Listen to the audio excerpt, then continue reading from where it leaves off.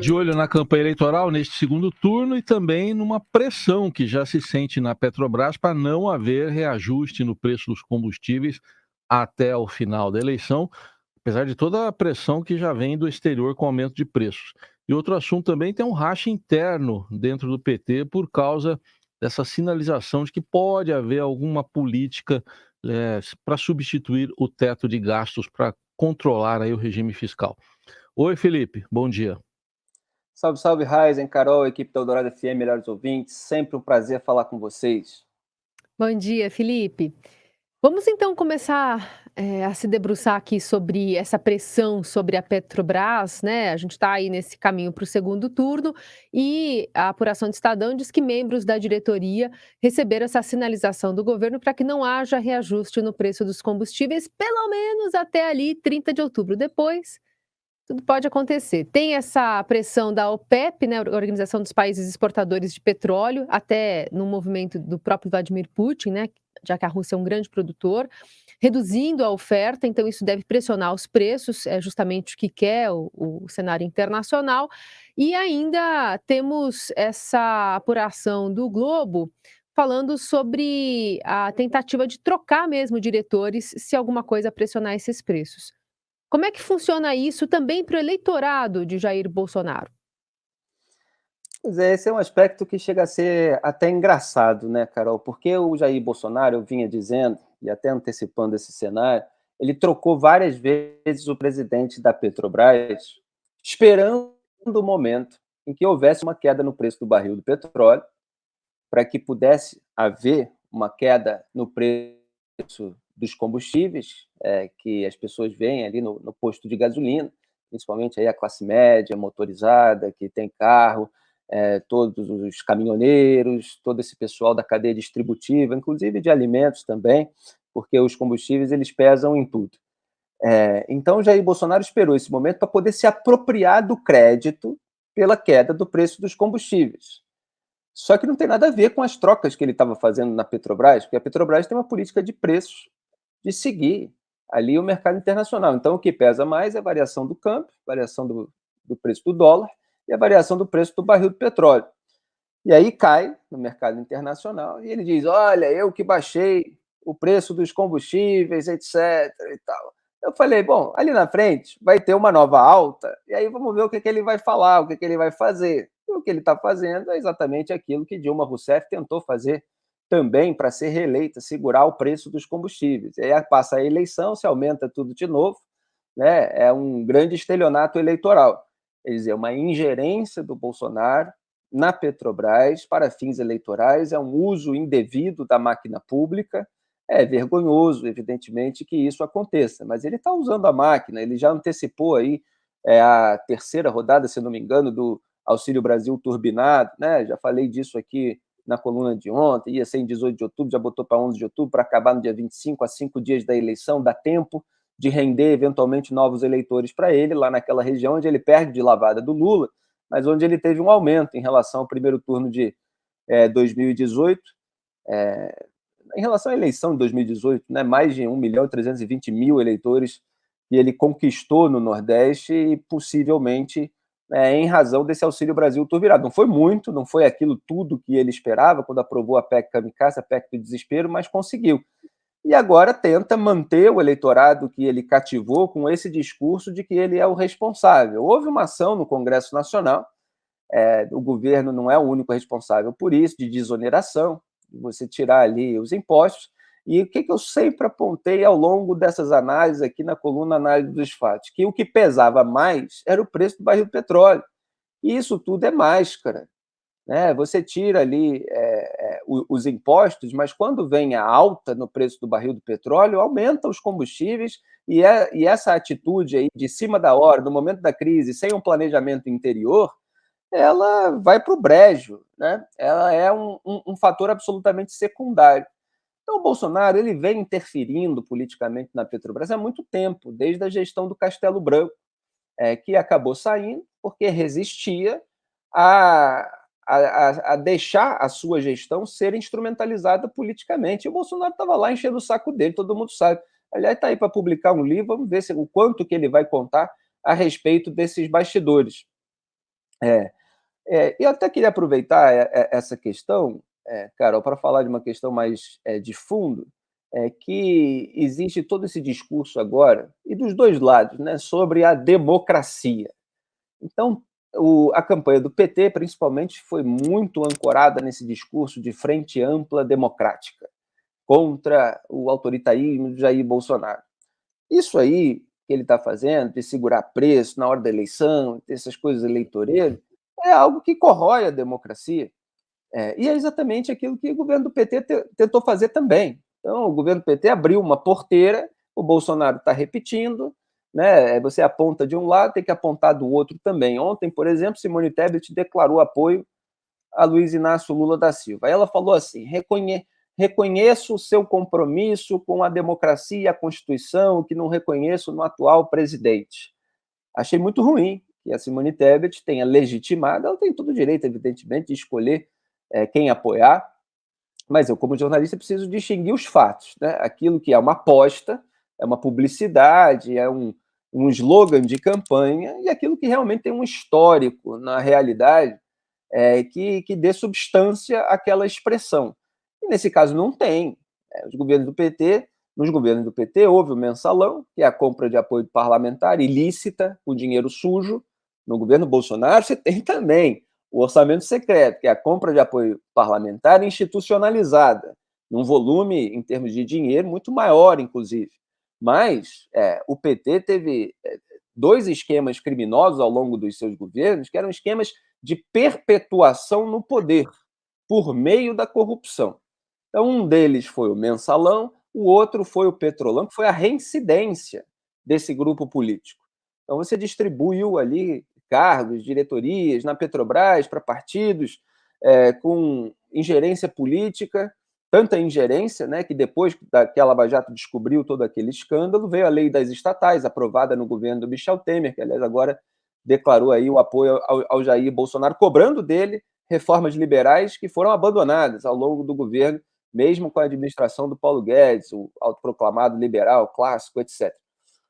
Então, você distribuiu ali nacos da Petrobras, os partidos estavam ali cobrando propina dos empreiteiros para que eles ganhassem contratos públicos, isso gerava apoio parlamentar para os governos do PT, ao mesmo tempo em que havia desvio de dinheiro, de propina, para financiamento ilícito de campanha, que é o quê? Fraude à democracia.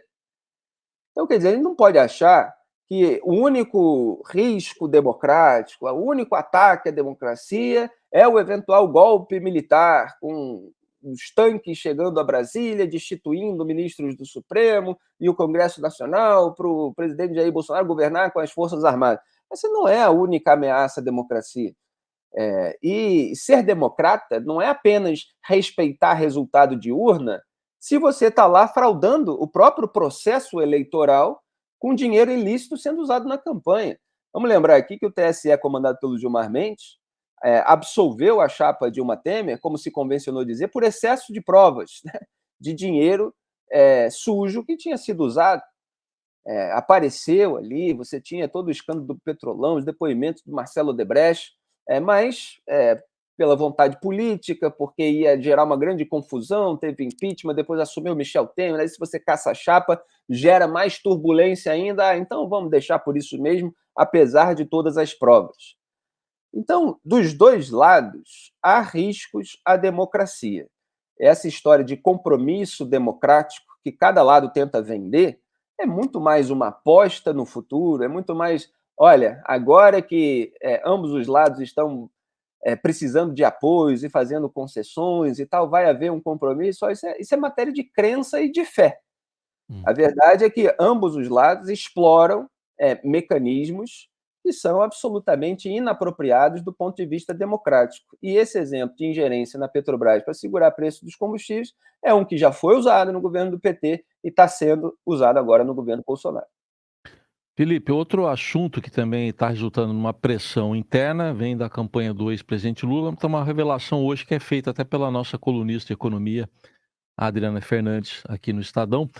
E ela está contando que tem uma pressão de um lado, né, da ala política da campanha para se manter aquela proposta de acabar com o teto de gastos no governo Lula, no eventual governo Lula, mas de outro uma pressão da área econômica dizendo que precisa ali fazer uma sinalização para o mercado, para o centro político e defendendo que tem uma regra de controle de gastos, mas sem prejudicar investimentos prioritários. Enfim, como é que você vê essa pressão, essa disputa interna dentro da campanha do Lula? Pois é, há muita gente no PT que acha que o dinheiro dá em árvore, né? Então há uma grande preocupação do mercado com qualquer radicalização da agenda econômica petista. Havia, pelo menos, no primeiro turno, caso o Lula ganhasse nas urnas, uma legitimidade só pela propaganda personalista que ele fez, só nadando de braçada no antibolsonarismo. Aí veio a eleição, o Congresso Nacional ficou bastante, pelo menos de acordo com a impressão inicial, mais ao centro e à direita, e houve um certo alívio no mercado. Que isso, no eventual governo Lula, pode ser uma força de contenção a qualquer arroubo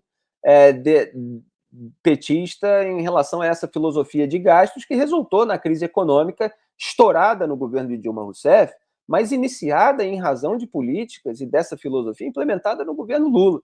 O Lula tenta se descolar da Dilma como se ele não tivesse nada a ver com todos aqueles gastos absurdos que geraram tanto desemprego no país. Né? Quando Michel Temer pegou o governo, tinha 14 milhões de desempregados, melhorou um pouquinho depois, mas ainda é um alto número. O Bolsonaro agora, que tem uma quedazinha no desemprego, tenta vender isso como fruto do trabalho dele, mas o país ainda está numa situação bastante complicada. Então, assim, o mercado ficou, de certa forma, aliviado, e agora o Lula precisa explicitar mais a sua agenda econômica. E aí ele fica pisando em ovos, porque precisa agradar a ala radical de esquerda e o histórico dele próprio, que é querer gastar para distribuir dinheiro e sem se preocupar, né, com as questões de médio e de longo prazo. E, ao mesmo tempo, ele precisa conquistar o mercado, ele precisa conquistar o empresariado, ele precisa conquistar o eleitor de alta renda, que nesse momento está apoiando mais o Bolsonaro. O Bolsonaro, de acordo até com as pesquisas que ele tanto contestou e que não cravaram o resultado da maneira devida, o Bolsonaro teve, por exemplo, no IPEC 6 pontos a mais do que aparecia, já mostravam o Bolsonaro com maior apelo nessa faixa de renda. Então, o André Siciliano é o exemplo que eu estava tentando lembrar, que é o presidente da Assembleia Legislativa do Estado do Rio de Janeiro, que foi candidato a senador aqui pelo Estado, mas perdeu para o Romário de lavada, a esquerda ficou dividida, tinha a candidatura do Alessandro Molon, o Lula queria que o Molon desistisse, o Molon não desistiu, acabou que o Romário ganhou assim, com uma vantagem imensa. O André Siciliano ontem pediu para que a campanha do Lula nomeasse logo, mostrasse para o mercado, para o empresariado, para a população de alta renda, que o Henrique Meirelles vai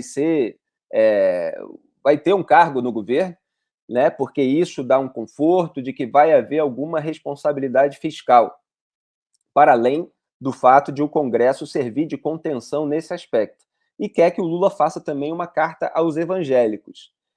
E é muito sintomático que isso venha de um petista aqui do Rio de Janeiro, onde a esquerda perdeu de lavada no primeiro turno a eleição estadual. O Cláudio Castro, inclusive, está dando uma entrevista hoje na imprensa, falando que a esquerda vive numa bolha, e é verdade. Ele ganhou do Marcelo Freixo, que perdeu um monte de eleições aqui para prefeito, para governador, porque ele tem alta rejeição no eleitorado evangélico, e claro, no empresariado também, embora exista aqui no Rio de Janeiro, né, o que muitas vezes é criticado no campo da direita, como uma esquerda caviar, o pessoal das áreas nobres que vota na esquerda.